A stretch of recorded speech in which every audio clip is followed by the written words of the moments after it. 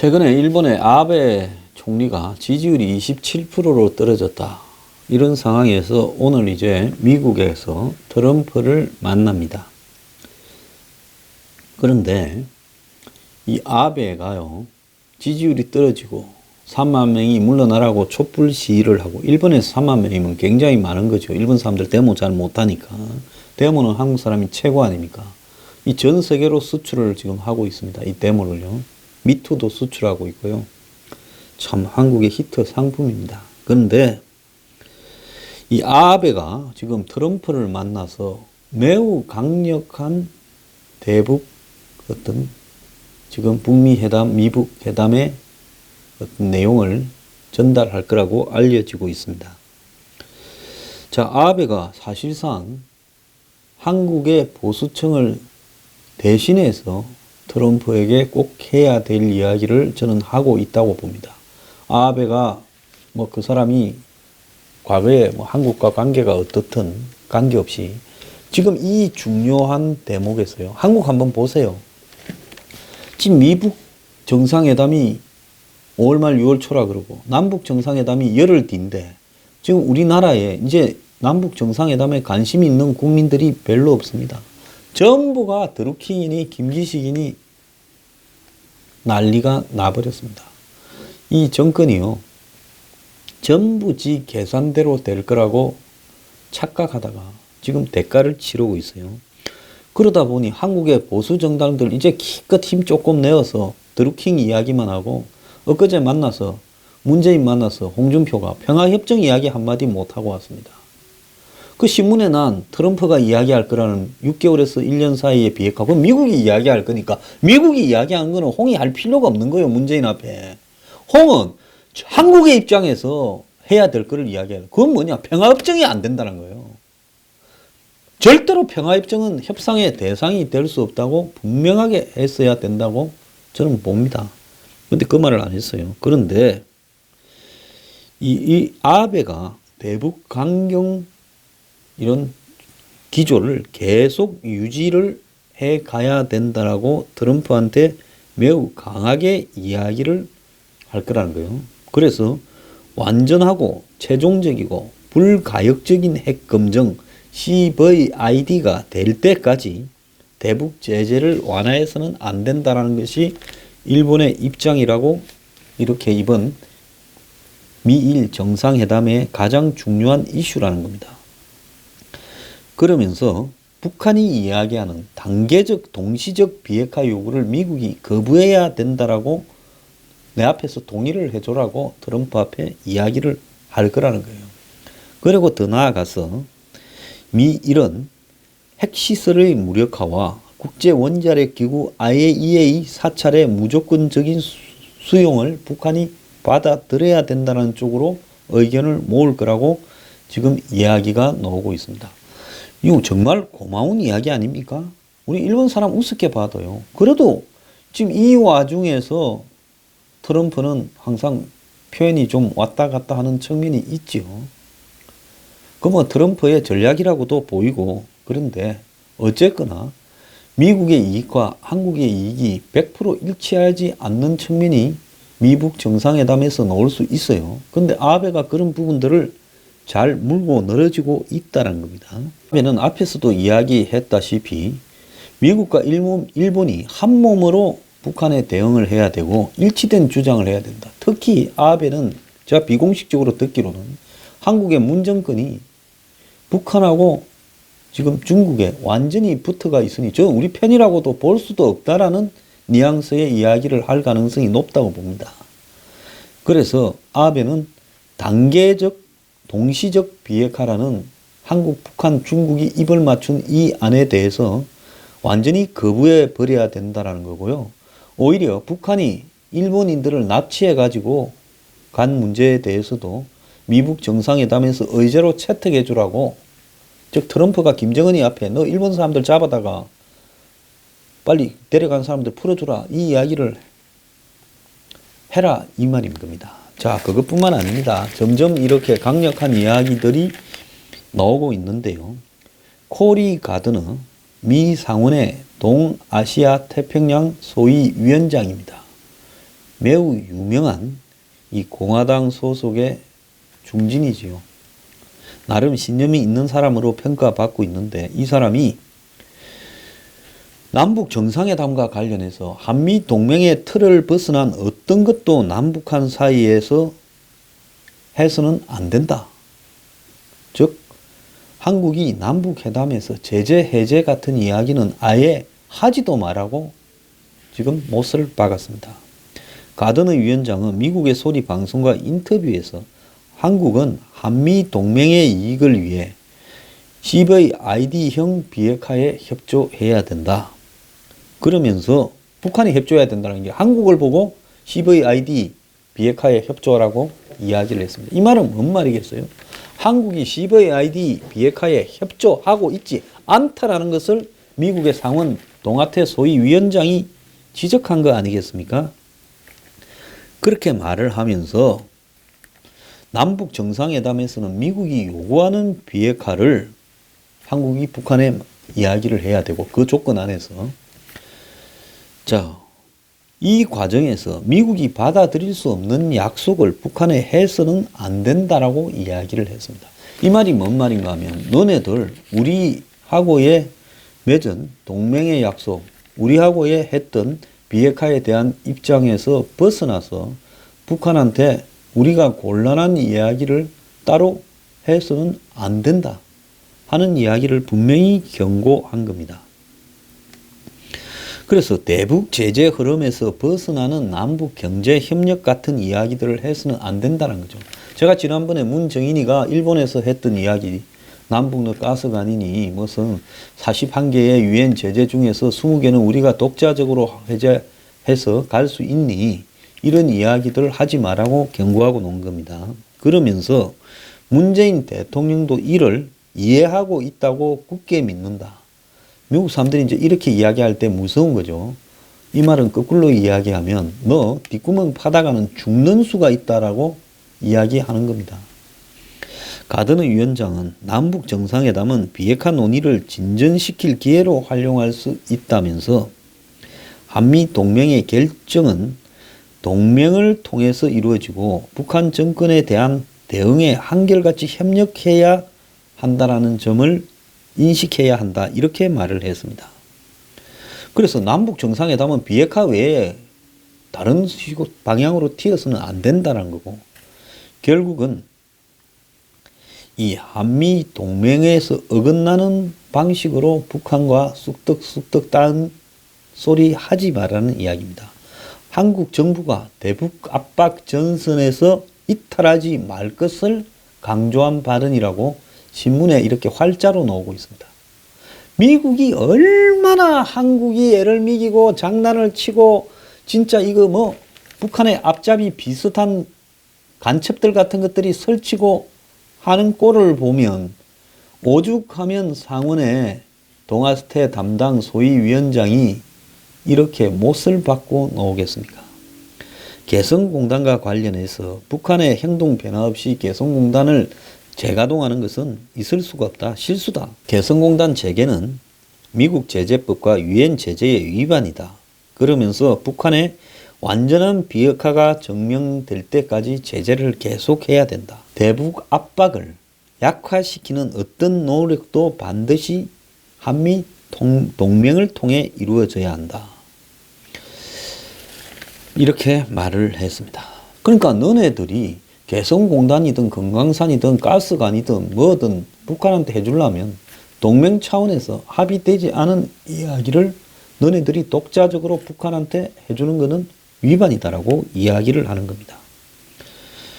자, 그러면서 인권 문제를 남북 정상회담에서 이렇게 다루어야 된다라는 당위성을 이야기를 했어요.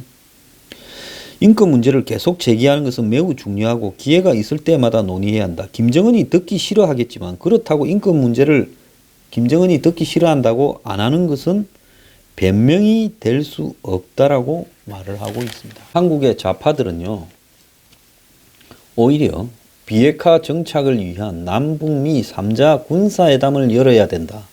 이 말은 김정은이 한국 특사단한테 이렇게 밝힌 6개 항 가운데 세 번째에 이런 언급이 나왔죠. 북측은 한반도 비핵화 의지를 분명히 했으며 북한에 대한 군사적 위협이 해소되고 북한의 체제 안전이 보장된다면 핵을 보유할 이유가 없다라는 점을 분명히 했다라는 내용의 전제 조건으로 군사 위협 해소와 체제 안전 보장을 말했는데요. 그래서 지금 북한 측이 군사회담을 들고 나올 가능성이 크고 이번에 남북 정상회담에서도 이 문제가 등장할 가능성이 있습니다. 그래서 한반도에 지금 군대를 주둔한 이 세 나라가 만나서 한마디로 이 군대를 줄이는 방안을 논의하자라는 거겠죠. 그렇지 않겠습니까? 군축을 논의한다. 자, 그렇게 되면서 한국에는 자연스럽게 한미연합사를 해체하고 전시작전권을 이렇게 넘겨받고 미래의 사령부라는 걸 만들겠다 이렇게 이야기를 하는데 자, 이런 과정에서 결국은 평화협정은 유엔 사령부를 없애게 되고 또 전시작전권 이항은 한미연합사를 없애게 되고 결국 군사회담의 목적은 주한미군을 약화시켜서 결국 마지막에는 추방하는 데 목적이 있다는 겁니다. 그래서 문 정권이 북한과 군축을 논의한다면 만약에 남북 정상회담에서 이것은 북한의 입장에 따라서 주한미군을 몰아내는 것과 똑같은 말이라는 걸 여러분이 알아야 돼요. 평화협정을 통해서도 군축을 통해서도 전자권 전환을 통해서도 주한미군을 약화시켜서 내몰려고 한다는 겁니다. 이 와중에 시진핑이 6월 달에 북한을 방북한다고 해요. 그래가 김정은과 회담을 한다는 겁니다. 지금 숭타오가 중국 공산당 대외 연락부장이 북한을 갔다 왔지요. 김정은을 만나가 중요한 이야기를 했는데 그 속에 6월 달에 시진핑이 북한 간다는 거예요. 이 시진핑 이자가요. 작년 12월 달에 문재인이 베이징에 가서 그렇게 혼밥을 먹으면서도 시진핑 비위를 맞추면서 한국에 평창 올림픽에 좀 와달라 했는데 안 왔잖아요. 어디를 먼저 갑니까? 평양을 먼저 가잖아요. 그러면 시진핑은 한국은 뭐라고요? 아무것도 아니죠. 북한이 저것 똘만이죠. 그래서 시진핑이 6월 달에 북한에 가는 것은 그야말로 미북 정상회담 결과를 보고 남북 정상회담, 미북 정상회담 결과를 보고 이후에 이 북한에 대한 전략을 김정은이 하고 다시 또 짜주려고 직접 몸소 평양으로 간다는 겁니다. 그렇게 본다면 이 미북 정상회담이나 남북 정상회담에서 어떠한 북한의 변화가 나올 가능성은 거의 없다는 거죠. 왜? 떼놈이 전부 기획을 하고 김정은이 제주를 넘고 있는 상황에서 떼놈의 허락 없이 그게 가능하겠냐는 겁니다. 그럼 앞으로 어떤 일이 벌어져요? 북중 관계가 긴밀하게 이렇게 활성화되고 북러 관계도 활성화되면서 중국과 러시아가 미북 정상회담 이후에 미국의 책임을 전가하면서 제재 압박 전선에서 이탈할 가능성이 매우 높다는 겁니다. 자, 어제 제가 시리아에 대한 미국의 공습이 아니라 폭격이라고 봐야 되죠. 미사일 폭격이 남북 미북 정상회담에 영향을 미칠 수 있다는 이야기가 계속 나오는데요. 미국이 시리아를 폭격한 것은 시리아 자체로는 크게 데미지가 안 되고 시리아 정부군이 또 반군의 근거지를 점령했다 해서 미국이 도대체 뭐 하려고 시리아를 폭격했냐 이런 비판까지도 나오는데 북한에 대한 엄중한 경고 메시지라는 거죠. 한반도 대화 국면이 지금 성과를 내지 못하고 북한이 이제 미국 국제사회를 무시하고 6월 이제 초에 미북 정상회담 이후에 추가 핵실험이나 ICBM 발사에 나서게 되면 미국이 작년부터 거론했던 코피 전략이 현실화할 가능성이 매우 높아진다는 거예요. 이번에 시리아에 대한 미국의 폭격도 보면 이 시리아 다마스커스와 이 홈즈에 대한 외과 수술식 핀셋식의 아주 쪽집게 폭격이었다는 겁니다. 그래서 딱 원하는 목적에 한해서 그 건물들만 날려버리는 이런 형태였는데요. 105발의 미사일이 이렇게 주요 목표들을 향해서 날아가서 그 목표를 지상에서 없애버렸습니다. 그래서 이 슈퍼 매파라고 불리우는 볼턴이 취임하자마자 시리아 폭격을 주도하면서 지금 대북 군사적 옵션이 말이 아닌 엄포가 아닌 실행일 수도 있다라는 것을 지금 보여줬다. 이렇게 해석이 되는데요. 볼턴은 항상 북한에 대해서 선제 타격을 주장해 온 사람인데 지금 6월 초까지의 회담에서 마지막 기회니까 너네 이번에 와서 말 듣고 사인해라. 이번에도 너네들 애를 먹이면 우리는 정말로 너네들 한번 정리할 수밖에 없다라는 부분의 메시지예요. 그래서 미국 국무부 대변인은 트럼프 행정부가 북한의 시간을 벌어주는 협상에 관심이 없다고 했다고 제가 어제 말하지 않았습니까? 그래서 과거식 점진적 단계적 접근이 다 실패했기 때문에 이제 대담한 구체적 조치가 나오지 않으면 곤란하다라고 이야기를 하고 있습니다. 그래서 이번에 6월 초에 북한이 미국과 이 회담이 안 될 가능성이 크고 되더라도 깨어질 가능성이 큰데 만약에 이런 일이 발생할 경우에 그 다음에는 미국이 전면적인 북한 폭격보다는 핀셋식 그 코피 작전을 할 가능성이 있다는 거죠.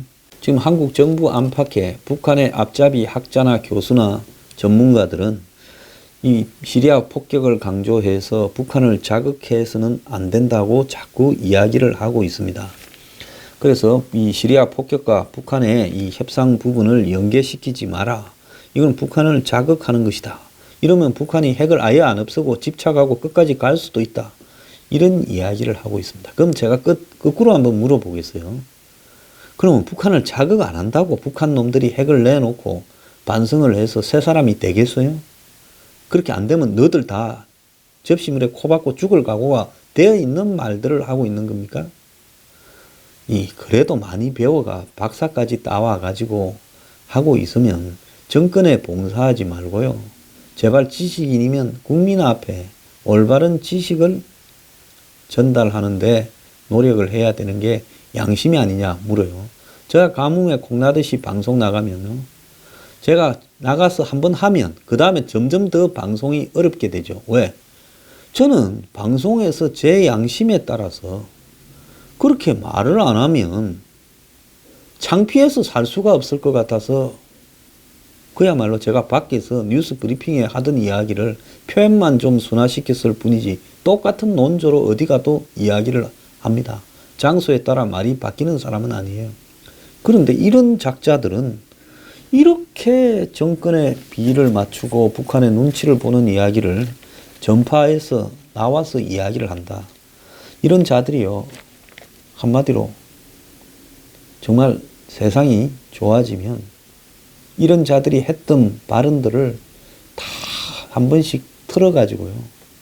얼마나 부끄러운가 이렇게 스스로 느끼게 하고 한국에서 좀 추방을 해야 된다고 보고 있습니다. 자, 한국은 미국에 한국의 이익을 위해서 말을 하는 사람이 한국에 야당 정치인도 없어요, 제대로.